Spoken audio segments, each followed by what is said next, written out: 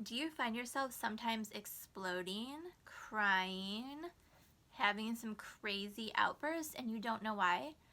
Maybe you know that you have emotions, but you don't know what to do with them once they're there.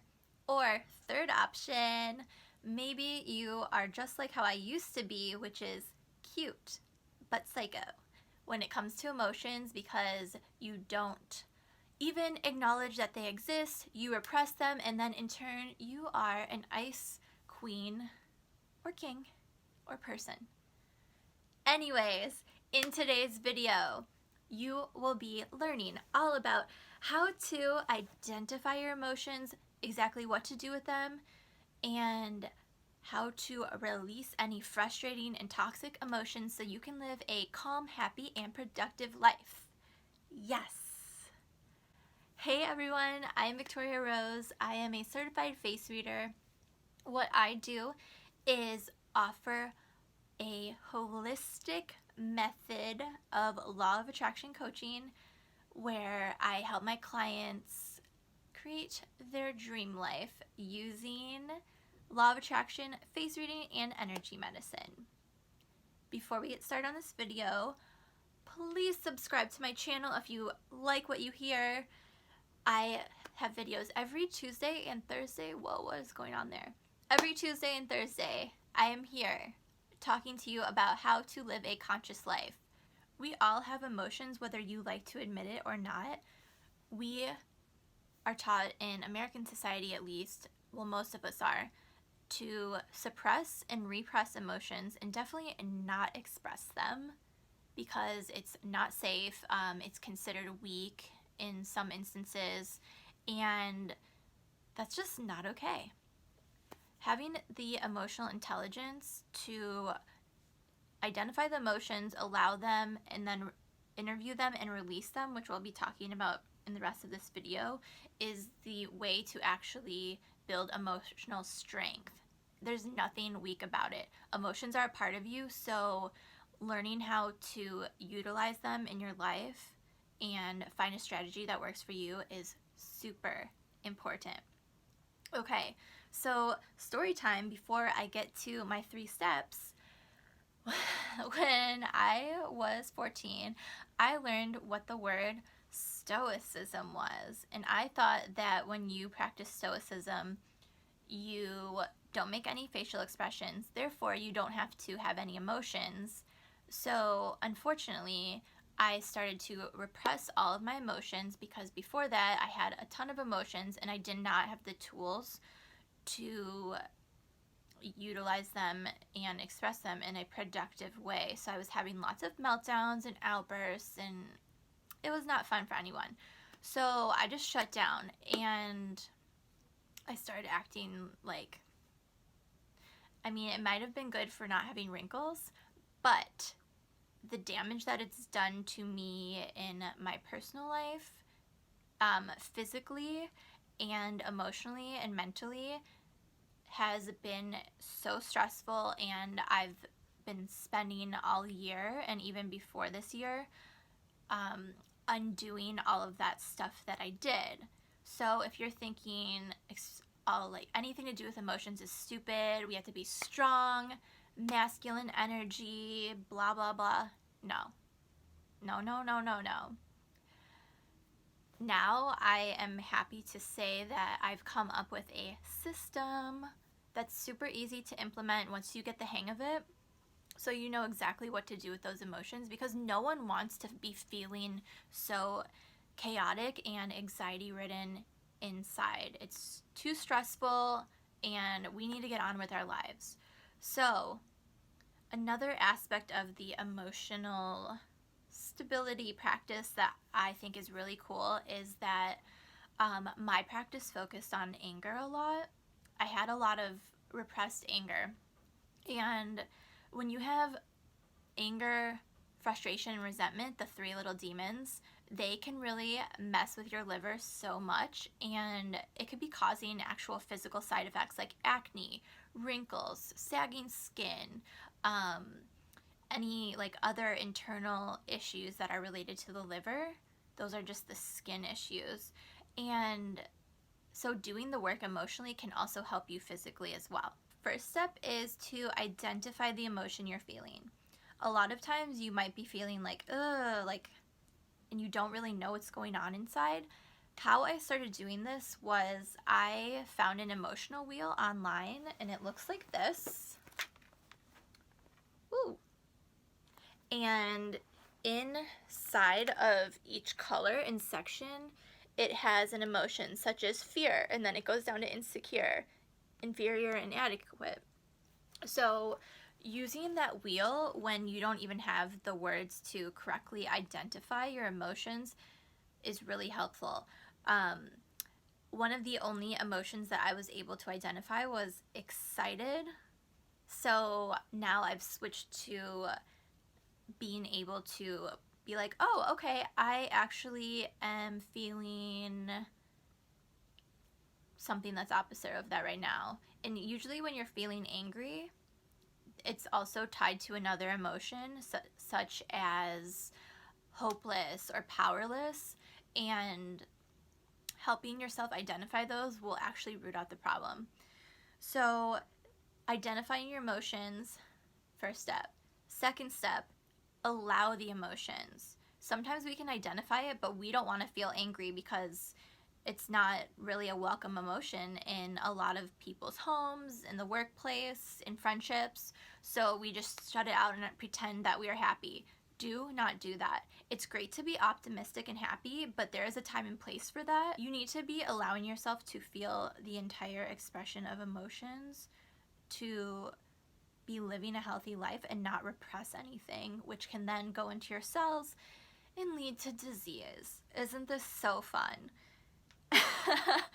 Anyways, so allowing your emotions looks like this. You've identified on the wheel. Okay, I am feeling despair.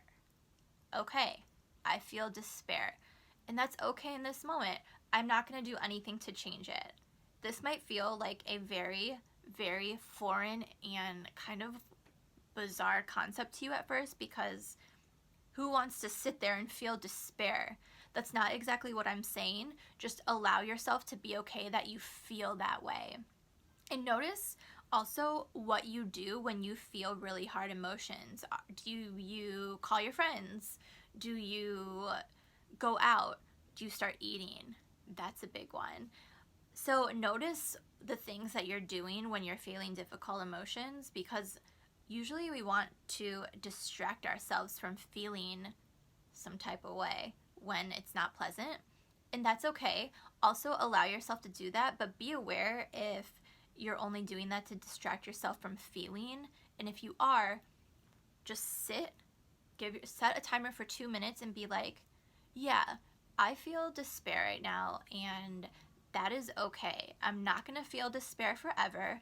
I know I feel despair because XYZ. And if you don't know why you feel it, we'll get to that in a second. So it's okay, I feel this way. Emotions come and go, and I'm going to allow myself to feel the entire human expression, good and bad. That one's huge, because if you were like me and you repressed a lot of emotion, allowing yourself to feel everything, not just excited or happy, is such a huge deal. And you'll notice in your life that you'll start to attract really positive things that seem unrelated, but you'll just be in a better state of mind.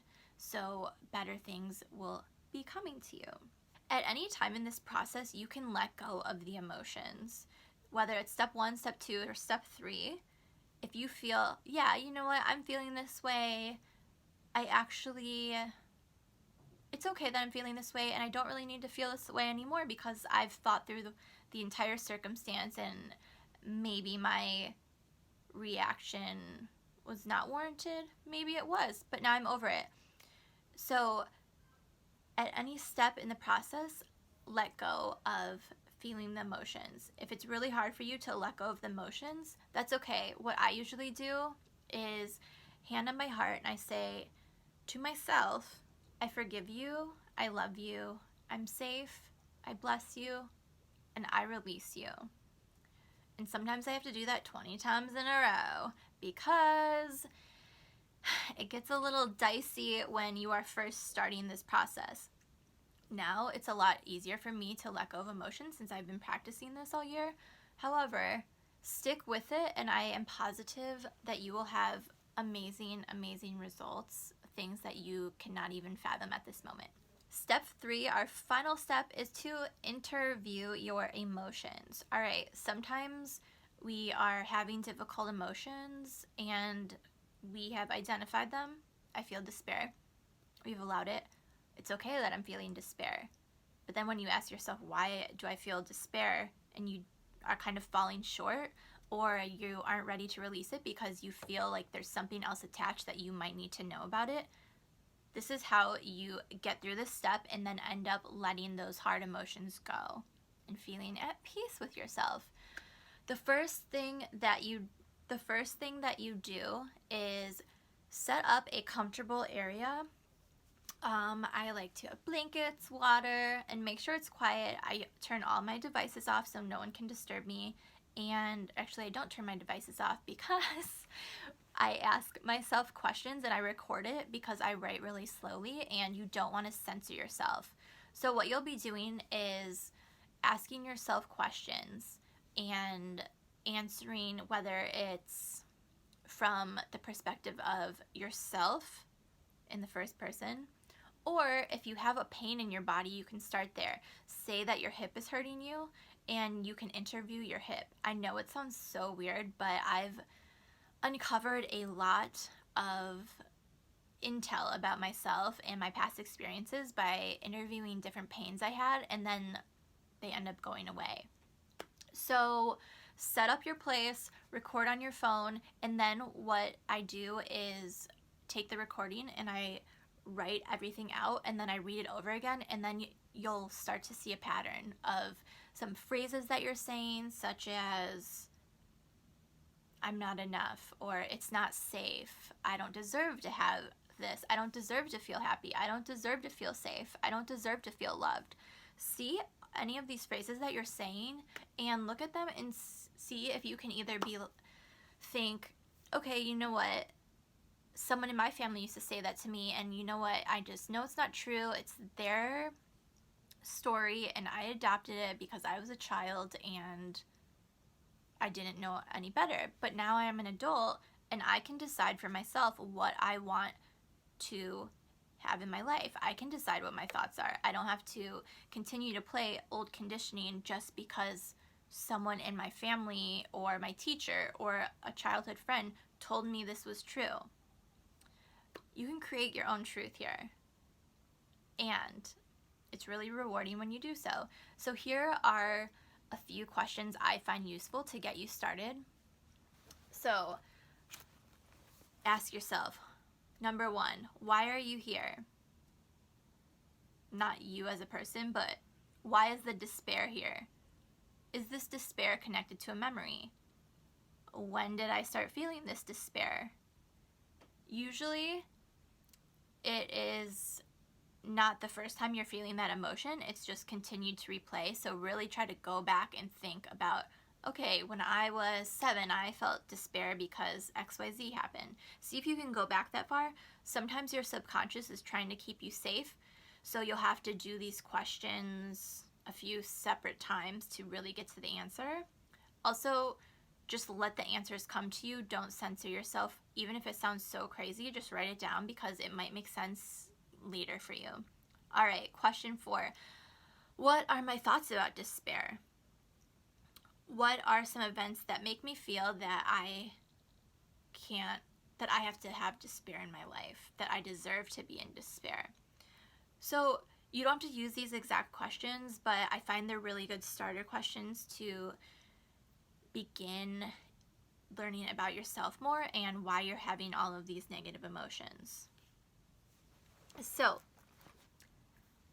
that is my video today.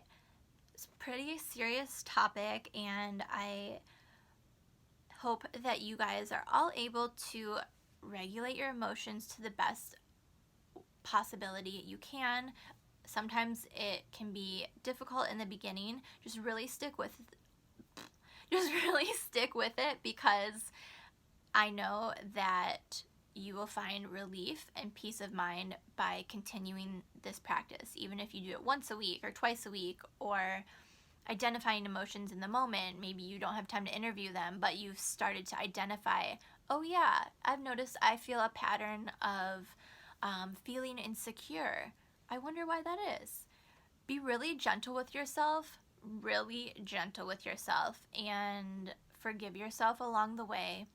Forgive everyone else who has helped you create these stories that might be causing some stress in your life. And you will be successful with this practice.